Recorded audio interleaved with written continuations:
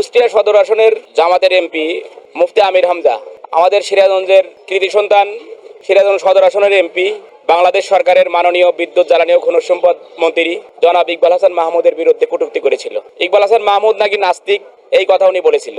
অথচ ইকবাল হাসান মাহমুদ মন্ত্রী হওয়ার পর সিরাজগঞ্জের জামে মসজিদের উন্নয়নের জন্য 4 কোটি টাকা বরাদ্দ দিয়েছে।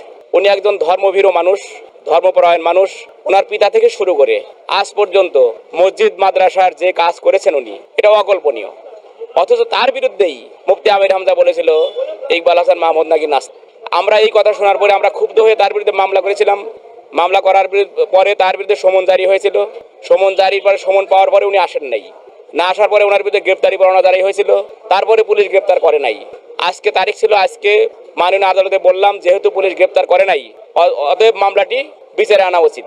সেই প্রেক্ষিতে আজকে মাননীয় আদালত পত্রিকা বিজ্ঞপ্তির আদেশ দিয়েছেন।